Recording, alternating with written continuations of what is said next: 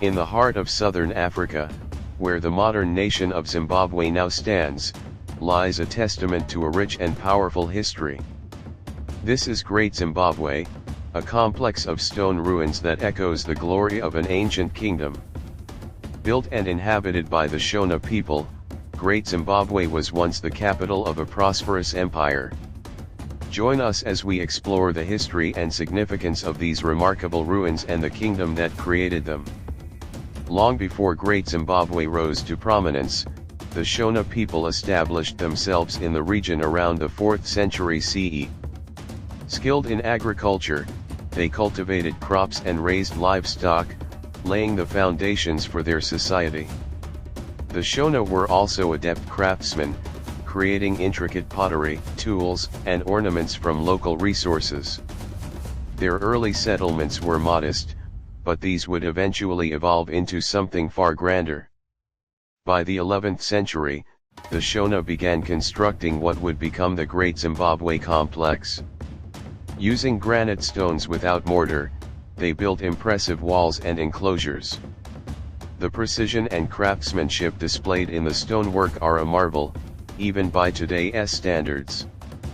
The Great Enclosure, with its soaring walls and conical tower, stands as a testament to their architectural ingenuity. Within these walls, life thrived. Markets bustled with activity as traders exchanged goods like gold and ivory. Shona women wove textiles and crafted pottery, while men worked as blacksmiths and builders. Children played in the courtyards, learning the traditions and skills of their community. Elders gathered around fires, sharing stories, and passing down wisdom through generations. The architectural achievements of Great Zimbabwe are numerous. The Great Enclosure is perhaps the most famous. Its conical tower, built without mortar, is a symbol of the kingdom's strength and unity. Narrow passageways wind between high stone walls, creating a maze-like structure that still intrigues archaeologists. From the hill complex, one can gaze over the expansive ruins, imagining the city in its prime. Great Zimbabwe's prosperity was largely due to its strategic location along major trade routes. Gold mined in the region and ivory from local elephants were highly prized commodities. These goods were traded with Swahili merchants along the Indian Ocean coast, reaching markets as far as China and Persia. This extensive trade network brought wealth and influence to Great Zimbabwe. At the heart of this thriving society was the Shona king, or Mambo, who ruled with the council of his advisors. The royal family lived in the hill complex, overseeing the city and its affairs. Commoners paid tribute to their king, ensuring the stability and prosperity of the kingdom. Councils met regularly to discuss trade, defense, and governance, reflecting a sophisticated political system. The Shona people had a rich cultural life, with music and dance playing central roles in their society. Ceremonial rites were conducted by spiritual leaders, who communicated with ancestors and gods. Traditional artifacts and symbols, crafted with care, were integral to these practices. Festivals and communal gatherings strengthened social bonds and cultural identity. Despite its grandeur, Great Zimbabwe began to decline in the 15th century. Environmental degradation, such as overgrazing and deforestation, strained resources.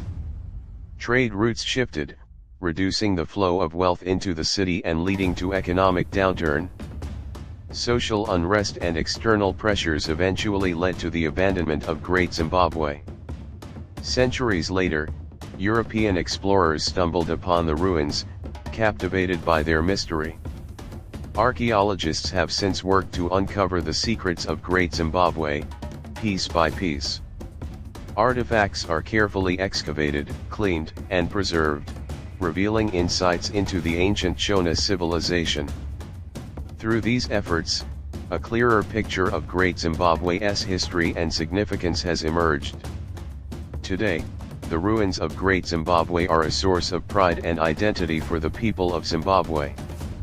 The nation's flag features an emblem of the conical tower, symbolizing the strength and heritage of the Shona kingdom. Tourists from around the world visit the site, marveling at its historical and architectural significance. Local guides share the rich history of their ancestors, keeping the legacy of Great Zimbabwe alive. Great Zimbabwe stands as a monument to the ingenuity and resilience of the Shona people. Its ruins remind us of a time when African civilizations thrived, contributing to the global tapestry of human history. As the sun sets over these ancient stones, we are called to remember and preserve this heritage for future generations. Thank you for joining us on this journey through the history and significance of Great Zimbabwe.